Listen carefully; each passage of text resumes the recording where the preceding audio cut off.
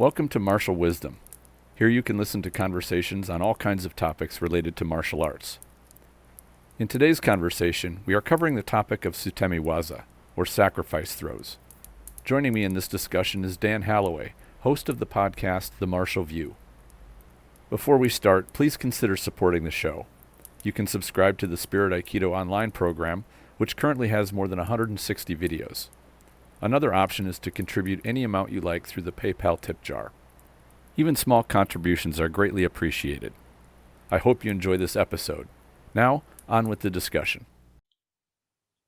Well, I want to welcome Dan Holloway back to the show. We're going to have a great discussion today on Sutemiwaza, or sacrifice throws. This comes from a listener question a while back who asked me on my opinion on Sutemiwaza and using them. And so we wanted to have a conversation today between the two of us on our thoughts on Sutemiwaza. And so welcome back, Dan. Thank you so much for having me. Yeah, this will be fun, I'm sure. Yeah, absolutely. And I guess to get started, my first thought when he asked me this question was, I love training them. I love practicing them. I love throwing people with them. I love being thrown by them. It's a blast. It's a great, satisfying, isn't it? Yeah. It's satisfying. That's a big reason why I train martial arts, is for the enjoyment part of it. I think the danger comes in when you take it to a different environment, like in a sport environment where you're not really in fear for your life or in severe danger. They work really well, and then judo proves that they are solid techniques. In fact, even kind of dangerous. If I remember right, judo eliminated the drop sayonage from competition because of the danger involved. So it's definitely, they are techniques that can actually be, harmful to your attacker. For sure. Yeah. And of course, in self-defense, that's kind of a thing, but they also present a danger in that if they don't work, or your opponent is able to successfully counter them, you can be in a real world of trouble. So let's get into it. Let's start with your thoughts on Sutemiwaza. Yeah, as you said, I think it's an absolute blast to train, and it's fun.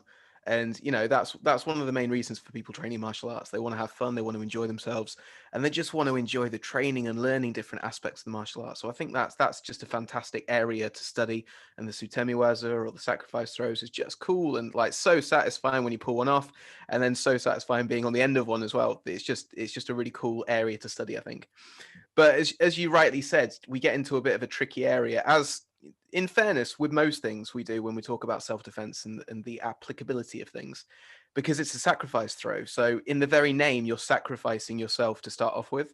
And that's a bit of a risky concept when it comes to self-defense, because competitions, maybe you can recover, you can get something back. Training, you can definitely do it. You can just reset and go, I messed that one up. Self-defense, you don't have that luxury. So what you need, and this just goes regardless of what you're training in terms of martial arts, you need things that are low risk and high reward. And that just goes for martial arts in general, especially if you look in terms of self-defense. Low risk, high reward, things that are going to work well a high percentage of the time and not work a low percentage of the time. And, sacrifice throws, they're a little bit on the cusp maybe, because you just are, as we said, it's in the name. It's a sacrifice, and you're sacrificing your position to hopefully attain a better position and put your opponent in a worse position, but it's a risk. Sure. One of the things, as I was training these and with my partners that I could do this with, usually a little bit more advanced people that had better ukemi, what I found with them is that when your position was already compromised, i.e. like you were already being thrown, that's when you kick in and say, I'm taking you with me. And that's where the sacrifice throw really would kick in, I think, in reality. For sure. But to give up a good, solid standing position to go to the ground to execute a sacrifice throw, I think that's where the line is. It can be a recovery from a horrible situation. You're in the middle of being thrown or chucked or falling, and you need to take somebody with you rather than be on the ground and have them in a superior standing position. So I think that there is an applicability aspect to a real world scenario. I think the training in them, and this is where you gotta be careful of having so much fun that you say, hey, I'm standing, but I don't care. I'm going to go down and toss somebody anyway. The environment we do that in on a mat is usually on a somewhat padded surface. We've got plenty of room around us. There's usually nobody else there. There's nothing dangerous on the ground for us to encounter when we go down. And we also count on another aspect, that we can be faster back to our feet than the person that we just threw.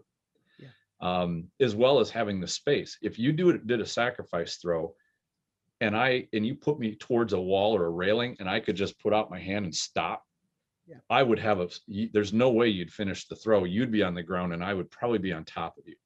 Especially if I just used gravity and just dropped straight down. And these are the things where I really like, I'll take my students sometimes into the lobby or the changing room, or even a hall. We've got a little hallway at my dojo, or even into the restroom, and say, now think about doing a throw in here.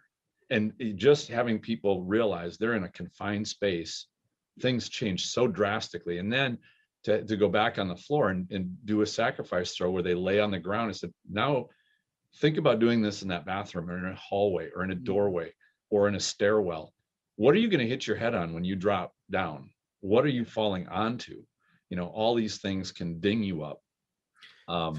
So there's a lot of considerations, I think, for the there's a lot to unpack there, because as you said, it's usually a higher level technique for both the person performing the technique and the person receiving the technique. So usually your akemi's got to be pretty bang on, because it's such a move that you're not really expecting. A lot of the time it comes out of nowhere, so it's difficult, and it's a more advanced move for both the practitioner and the person receiving the technique. So that's definitely one consideration that you need to think about. And again, if you're looking at terms of applicability, how far do you have to go down the rabbit hole of martial arts until you get to that level of advanced when you can pull it off?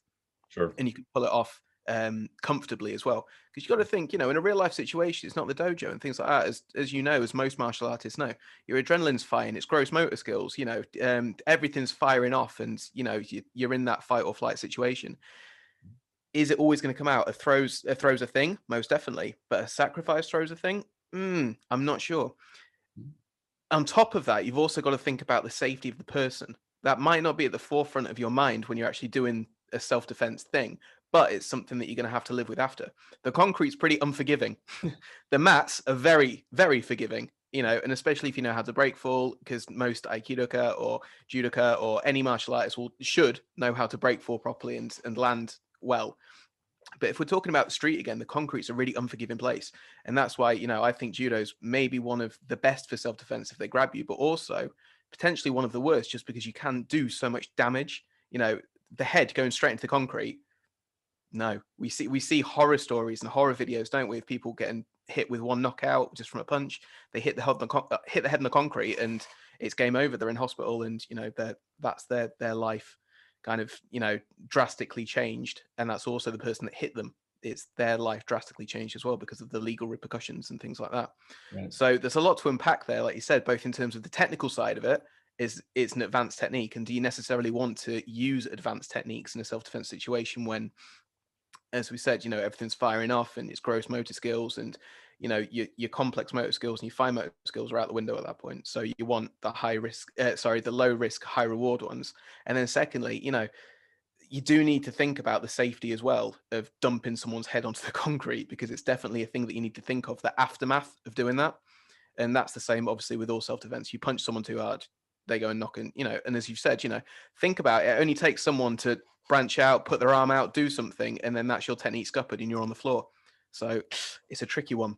Well, and that's, and I'm glad you brought that up, because I think a lot of people will analyze, we martial artists tend to go, well, is that technique good enough? Will it be, is it a good enough chance of me of having this work or function the way that I want it to, or end with the result that I'm looking for? Whereas you look at it the other way, what if it works too well? What if it, exactly as you describe, and there are many instances, I know here in the United States, I believe the same thing over in the UK, of what they call a one punch death, where there's some kind of an altercation, real world, usually in a bar, typically, but two angry people, one of them punches the other one, basically does a standing knockout, and just in the person falling over, generally where the death happens is they hit their head on a door frame on concrete. It's just them falling impact. Now, a sacrifice throw really is a falling impact with even more energy on it. Exactly. So you're like shooting them out of a cannon generally. And a lot of the sacrifice throws that I'm familiar with usually have the attacker going face first down, usually over you. There's some other ones too, but you know, in fact, I've got this great video of a woman, and I don't know where this video is from. It looks like a third world country, and she grabs this guy who looks like he's drunk, but he's I think I've being seen it. Yeah, belligerent. You've seen that one, and she I think I've just seen that. turns and does this fantastic, like textbook drop Sayanage, and he goes Yep. right down on his face onto Eats the the ground. His floor. neck goes by. You can't not cringe when you watch that video. Yeah. Yeah. And you talk about wrecking somebody. And I've never heard of any of the aftermath of that incident. I don't know if the guy was hurt. I would say he probably wasn't killed, because really being drunk and hitting the ground relaxed is your best chance of not getting hurt. Yeah, for sure. Yeah. Right. And it looked like he was sort of drunk. But had there been a post right behind her, he would have gone head first in the skull right into that post or into a wall or into something like that. You know, I think that the considerations of a technique working too well is a problem, and that's one of those. And I like to tell my students, because I think this is very true. We get spoiled throwing each other around when we are throwing people that have good ukemi.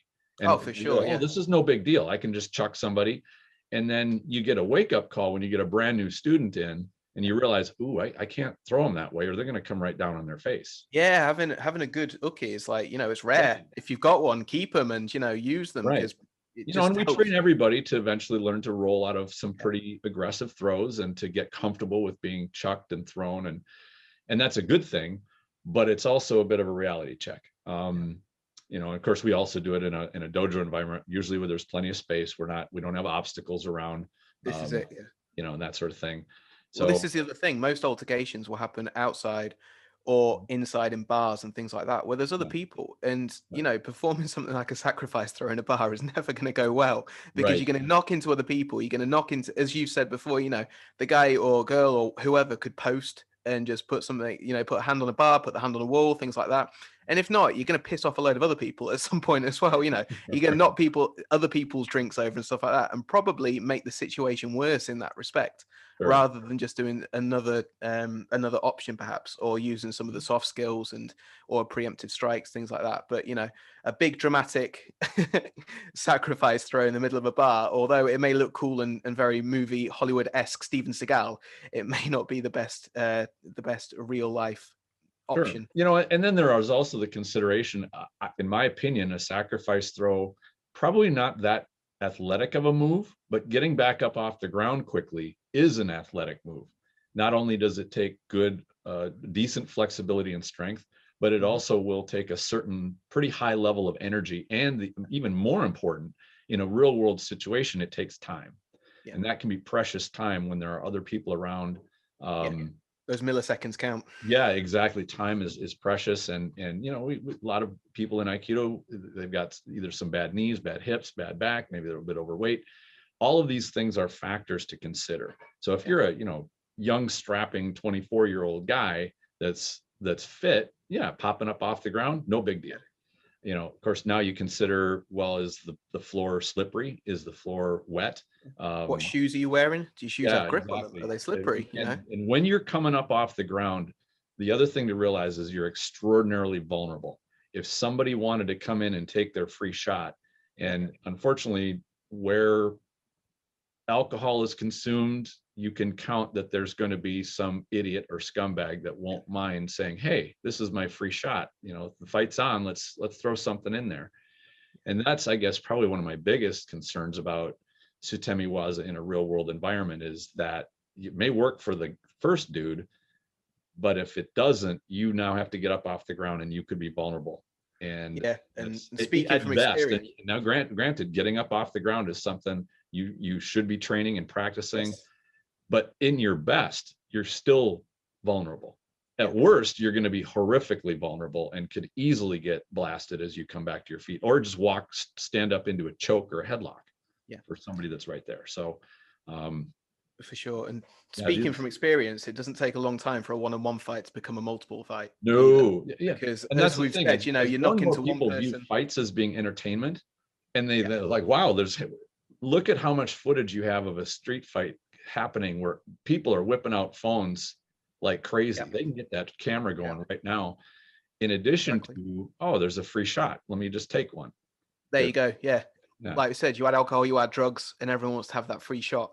Or no, not everyone. That's a yeah, but yeah, some people want to take that free shot. And obviously you getting up off the floor, especially if you've not got that awareness or if you've got nothing behind you, if you're in kind of no man's land and you've mhm, got, you're in the middle of the bar floor or something like that, you've got nothing to post up against, like a cage or things like that, right, or no bar to post up against or anything like that. There's nothing behind you. You haven't got that 360 awareness. So at that point, it's so easy for someone that just fancies a bit of a pop to just come in swinging right around the back and just go pop as you're. So you might be focusing on the guy in front that you've just done your Sutemiwaza with, but then as again speaking from unfortunate experience, that one-on-one can quickly turn into 2-3, and then sure. it becomes like a mass And brawl. one is one too many. Exactly. Yeah. Yeah. It just takes the one guy, It or does. Yeah. the one jackass to ruin This your is day. this is the thing with self-defense. No matter what you teach or preach or training, there's always someone tougher than you.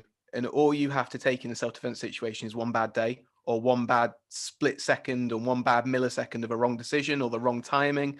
Add alcohol into the mix, add people, add a dance floor, add, sticky floor, wet floor, things like that, other people, obstacles. Like it's an absolute nightmare. You think it's difficult sparring one-on-one with shin guards, boxing, you got your gum shield and things like that.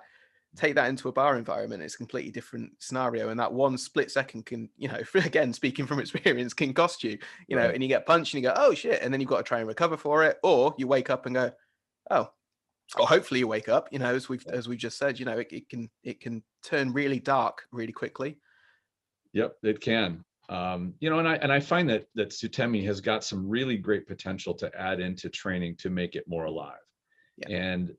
And when I say that, I mean, you get used to Nage. As being Nage, you're throwing uke down, and you're usually throwing an uke that's used to being thrown. He's not frightened of the ground, or she, because they have good ukemi. They know to let go, or they are basically trained to let go.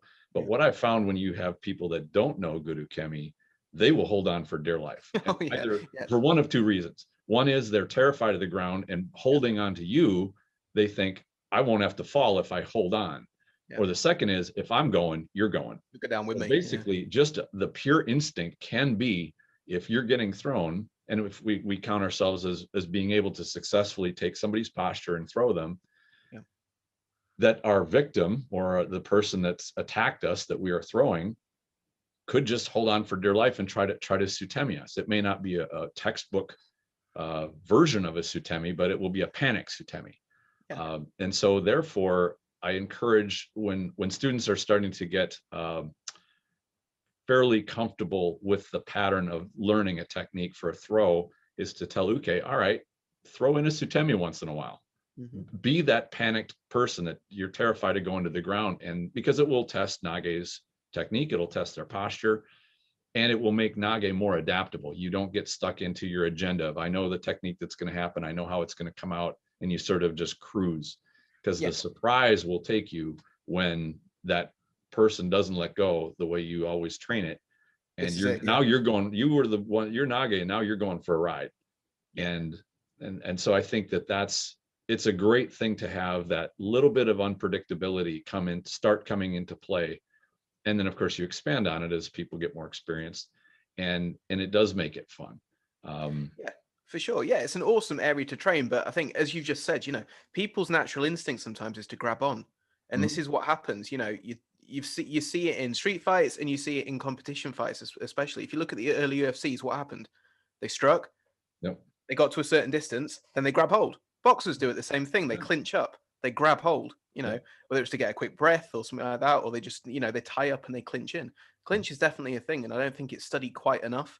And that thing Agreed. where you're trying to throw someone and you just can't get them off, and it's like Yeah. and as people who practice more of the traditional arts like aikido, jiu-jitsu, things like that, where maybe it's more compliant and it's not as competition based, we don't get as used to that grip on stage where someone is just gripping on for dear life, whether they're gripping onto your gi, whether they're grabbing around your head, because half the time, as a sacrifice throw, you're going to end up on the ground as well.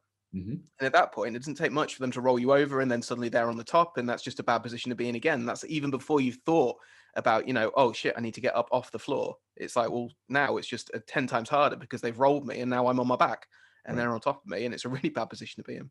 And I think it's a widely known, even not necessarily just among martial artists, but among people who are martial arts fans, that if you take someone off their feet, chances are you're going to have a better advantage with them, because most martial arts train on their feet, and many of them overlook training on the ground. And I want to throw one more point in there about the grip, and that is, back into ancient times, thousands of years ago, the grip and the hand strength is one of the main conditioning aspects that warriors found important. And I think for that very reason, you get a hold of somebody and they can't release your grip, now you have an advantage position. And it creates a mental advantage for you and a mental disadvantage for them, For sure. as well as just the power of being able to maneuver their body. And I mean, granted, Aikido tends to try to do that very gracefully and elegantly, but it comes from a rather brutal and origin of, I grab you and I tip you and slam you down, and then, you know, I jump on top of you, and then it's dagger in the eye or dagger in the throat. I mean, that's medieval and ancient warfare all day long. 101. Yeah. You know, you grab them, you rag them around, you take them off balance. And if you're not strong enough to keep hold, well, then you're gonna, you know, go back and work on your grip strength, because that's a huge part of the game. Exactly. Yeah. And that's something, to be fair, I think Aikido does well, because we do so many attacks from grabs. But, you know, I think the grip strength in Aikido is good for most people, just because from day one we're taught kata tamuchi, ryo tamuchi, things like that. So the grips are really, really good. And maybe that's something that needs to be introduced into more martial arts as well, more of that grip strength and things like that. So maybe less techniques from striking and more techniques from grappling or grappling and grappling and things like that. So I think that's an important, it's a good thing. I think in terms of conditioning, and we spoke about this yesterday on the forum, but, you know, we're saying about athletes being conditioned and things like that. I think Aikido, or, you know, good Aikido practitioners have got good grip strength. They might fail in other areas or not be as athletic in other areas, but I think in general the grip strength is pretty good, because we're taught from day one to start grabbing wrists, start grabbing lapels, and start grabbing, you know, in various different ways. And a lot of the techniques and a lot of the techniques, they all stem from grabs. Yeah, and when I look at judo, and I love judo, of course, I love a lot of martial arts, I'll tell you, but I think judo and Aikido really they're beyond complementary. They're really woven. All the principles of each one are interwoven so closely. I admire that judo does so much work from the clinch, because I do believe from a self-defense standpoint, a clinch is a very natural position to get into. Oh, for sure. Yeah. And if anything, I mean, I really admire how Aikido tends to look at getting to a flank, moving off to a side, because that is a strength of any strategy. And that's whether you're fighting a battle in terms of an army. You don't want to face an army head on. You want to go around beside them or behind them, all the way to one-on-one. But I think that Aikido could use a bit more work on the study of being in that clinch. You know, and the concept, and I know we're going to get into this in our next show, about, well, you never get into a clinch. You never allow yourself to be in that clinch. Is just not a significant, just not an acceptable answer. You just might be caught there. And so knowing what to do and being comfortable from there, more like a judoka is, because I mean, that's where they do everything from that standpoint. And so of course, what you practice at, you get better. They do that stuff really well. And if you say you've never been in a clinch, you've never had a fight. Right. I'm going to say that now, because if you say that you're never going to end up in a clinch in a fight, you've got no real world experience of having a fight or an altercation. You've got only dojo training, and like, oh, I'd stop the clinch before it happens. No, I'm sorry, you just don't have. Don't have any experience. Fortunately, it shows a very low level of understanding. Yeah. And that's something we need to address as martial artists, as Aikidoka. You know, we really need to understand the realm of violence. Not to say that we indulge in applying or getting into fights or revel in violence, but we have to understand it inside and out, up and down, and be able to handle it well. Yeah, you got to dance with the devil occasionally. Yeah, and that doesn't mean going out looking at that. I added clinch defenses to my yellow belt test, because it's so prominent that somebody could walk up to you and you say, hey, get away from me, and they put their hands on you. There it is. There's a clinch. You know, and to say, to the idea of using the excuse of, well, I'd never let it get to that point. Like, how would you, other than staying home, how would you ever avert the person that could just walk up to you. What are you going to stop them as somebody walks up to you and turn into like a ninja guy? Or, No, you may how not. does, how does that work realistically? You go through a grocery store and say, I'm not going to, because we're getting into that whole 6 foot, social distancing thing. And Yeah. nobody's able to do that either, Yeah. so. Yeah. And it's been shown as well, again, look at YouTube videos. It's, style versus style and things. What happens? A strike, and then someone with very little, maybe 6 months to a year of wrestling, shoots in, down to the floor, done. And it's like, okay, how do you stop it? You can't. They're just so athletic. They're so quick, and they take you off guard. And it's like, oh shit, just stopping it. It's an illusion from people that haven't been in that position. Whether it's been cross training and going, okay, well, I'm going to go and learn some mixed martial arts now. I'm going to go and learn some wrestling. I'm going to go and learn some BJJ. I'm going to learn something, or I'm going to learn some Thai and work the clinch from there, or something like that. If you just say, oh no, I would never end up in a clinch position, it's like, no, one class of MMA, you'll end up in clinch. One class of BJJ, you'll probably end up in a clinch. One class of wrestling, you'll definitely end up in a clinch and you'll get taken down. Like against someone that has not done years and years, not an elite level athlete, against a white belt, 6 months, a year, you will definitely end up clinched and you will definitely get taken to the ground. Absolutely. So I think we could easily branch into, justifying grabs and training from here, or, some of the other things. But I think that hopefully we've covered the different considerations about Sutemi. And I do want to wrap up kind of where we started and say, I do love training. They are so much fun to do. Great to be thrown by. I think as you get into the training, the fun part to me is learning to do them initially. I mean, right from the get-go, they're pretty fun and surprising. My students, whenever I start showing them to them, they do laugh. They almost get giddy because of how kind of cool they are. But as you get along longer, I think they are a great tool to introduce that live, unpredictable uke who's going to try to mess you up. And I wanted to address this as its own thing because I've run into this in so many places.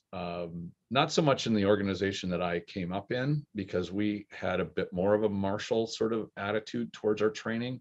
But I've run into and visited dojos that were very, how would I describe this? Very, they viewed having uke, being creative at all, as being a very taboo thing. You as uke are there to do one thing and which is execute one single attack, and then you're not supposed to do anything else. Now from there on, Nage runs the show, and you're not supposed to resist. You're not supposed to, and I get that. You can resist, but you've got to resist in the right way. Yeah, it's a good thing to do for beginners and people that are just learning technique and they're just trying to understand the basics and the fundamentals. You don't want to throw so many variables at them that they get confused. It's not a contest of will. But I do think that that training model does have its own ceiling. Like there's a limit to what you can do when you stay within that realm. And for me, when I see my own students starting to get into the, blue and purple, and certainly into the purple and brown levels, that's not enough anymore. Now you need to start introducing the different variables and start making it more challenging their technique. And you obviously need to communicate with them about it. You're not there to be a dick. You're there to say, all right, you're doing this really well. Now I'm going to try to push the boundaries a little bit. And I want you to adapt and learn to adapt and use these different things. And I think Sutemi is a little bit farther along from that even. Where, okay, now you're getting this stuff down. You're comfortable now. Let's take you a little past your comfort zone. I'm now going to start trying to wreck your technique. And I don't want to have this end with you standing over me and me on the ground. And that's where Sutemi can be a great learning tool for the Nage that's throwing you. You get to practice your Sutemi, or to try to, but you give them that unpredictable uke experience. And that's so valuable. You don't need to get into a Conan pit of dueling, sort of crazy town to do active training. You can do it in these measured ways and make it challenging, and it's fun, as long as you don't totally throw your student in the deep end, or your partner. No, it needs to be built up the same as anything. Right. And the more they get used to it, the more it's just, happenstance. In fact, I'll share this one story, and it's related to this, because this really was a Sutemi experience. And this was quite a while back. I was actually training with a wrestling mentor of mine, and he we were working on, jumping over, hopping over, and dropping down into a collar tie, or I think judo calls that the what is it, the where you get your arm around the neck. I'm totally blanking on the term. I so know this one. Kesagatame, right? Yeah.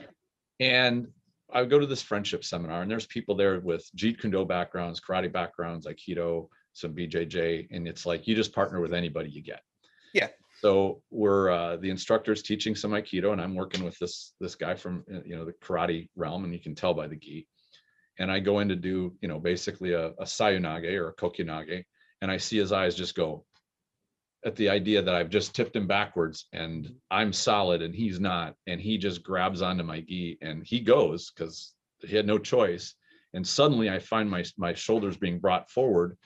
He got my posture, even though I started, pretty upright. I didn't predict that this was going to happen, but I'm like, oh, we would be practicing this hop over. So he goes down, I jump my hips and legs over his, and I slide right into a kesagatame.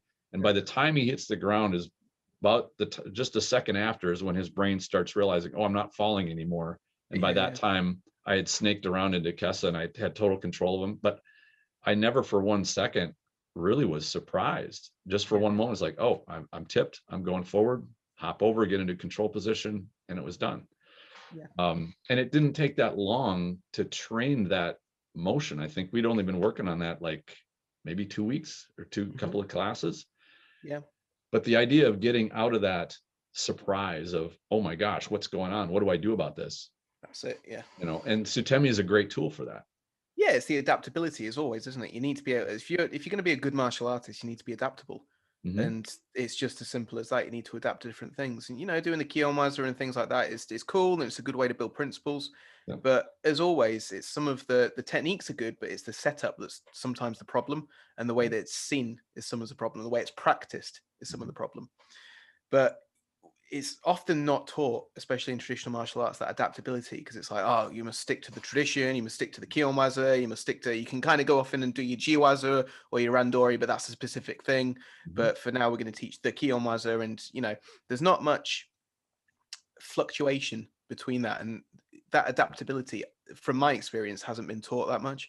And it's as you said, it's that resisting part, but sometimes you've got to resist in the right way. And like, oh, you're resisting wrong. It's like, well, I'm resisting the way that I would resist. You've told me to resist. I'm resisting. You can't say resist in a certain way, because then that's not resisting. That's complying.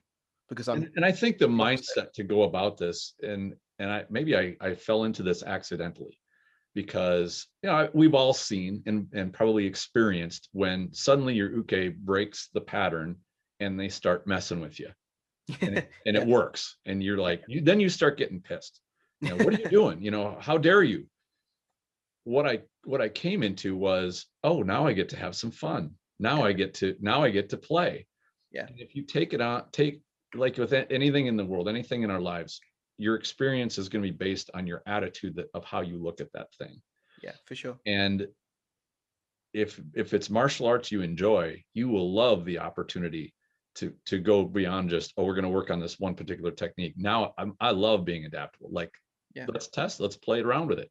Yeah. But you never take in that competitive mindset. And this is where I do attach to O-sensei's criticism of competition, in that you never viewing the person you're dealing with out of a position of anger.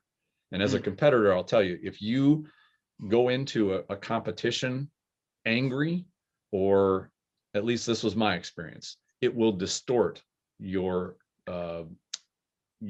strategy. It will make you less efficient. It will make you make mistakes.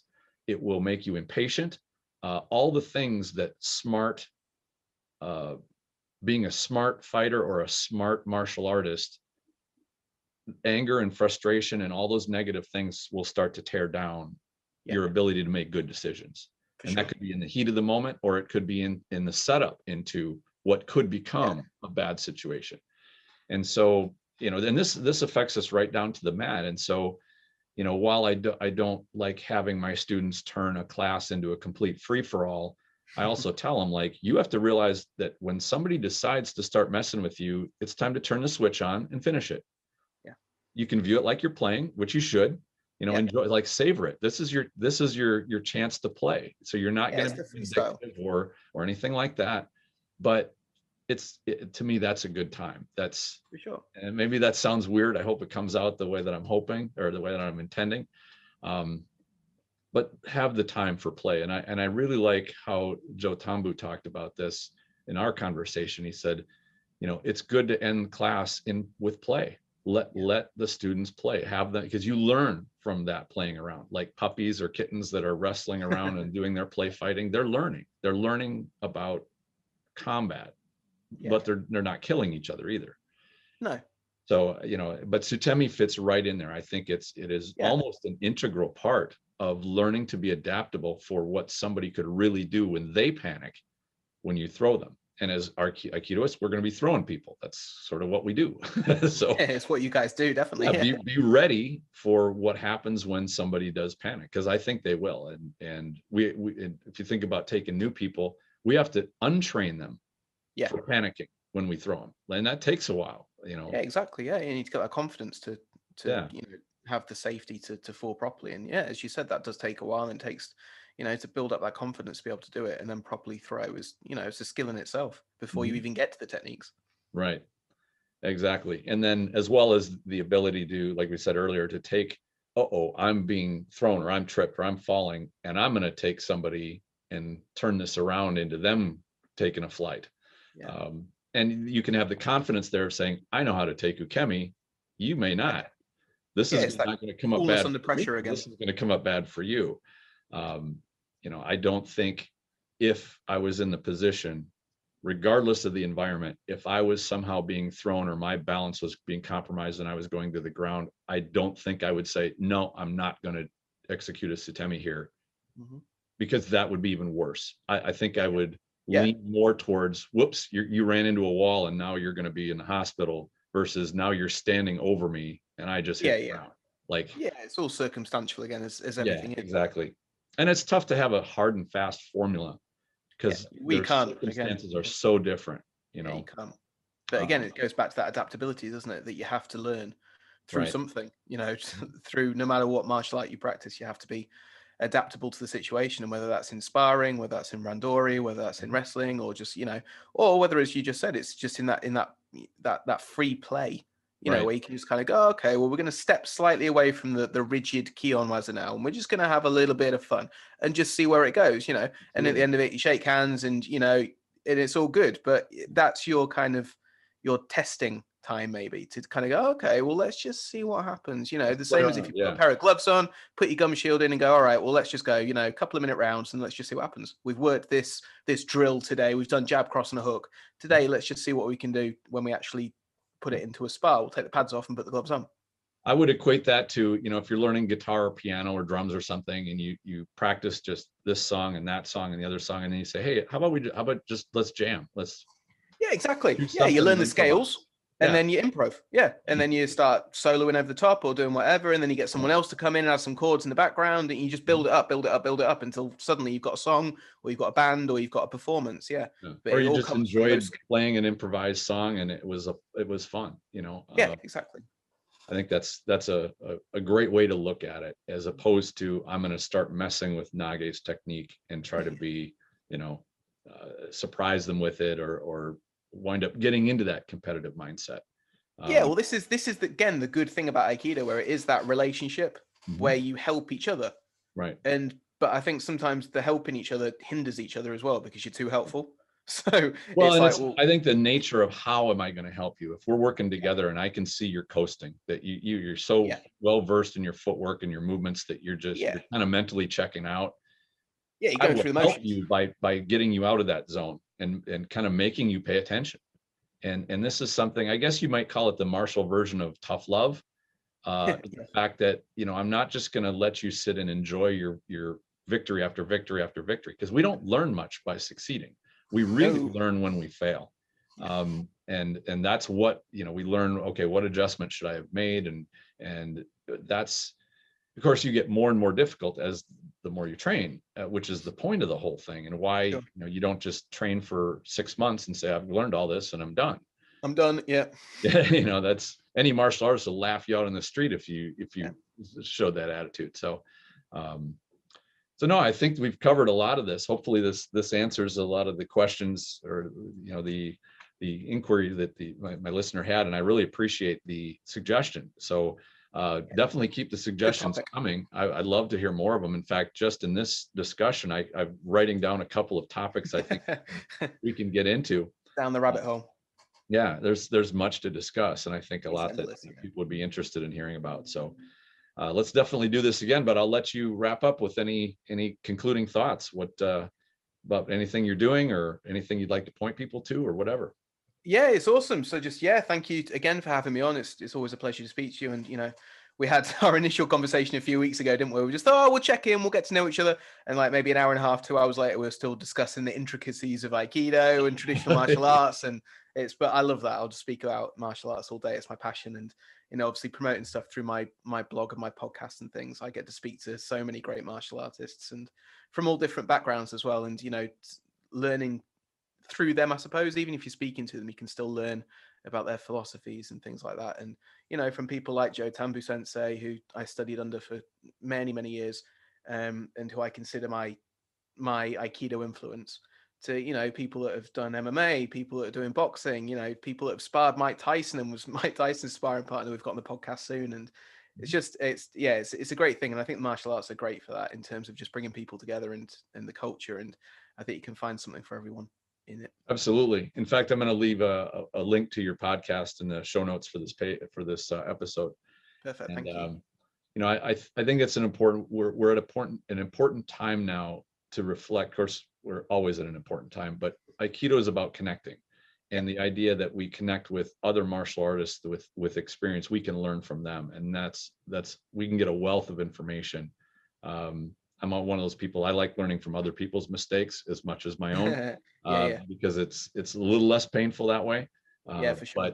But of course, we always learn from our own experiences as well. But we shouldn't be limited to that. And never limit yourself. Like always exactly. learn, always be a student, and just keep learning everything you can. I think, and that's always the way. Absolutely. So, well, thank you for being on the show. It was great to talk to you again. I'm sure we'll be doing it again soon. You are more than welcome. Thank you. Absolutely. Well, you take care and have a great day. Cheers. Bye-bye. Thank you very much for listening, and I hope you enjoyed this discussion. Stay tuned for more episodes. I've got some great stuff on the way very soon. In the meantime, enjoy your training.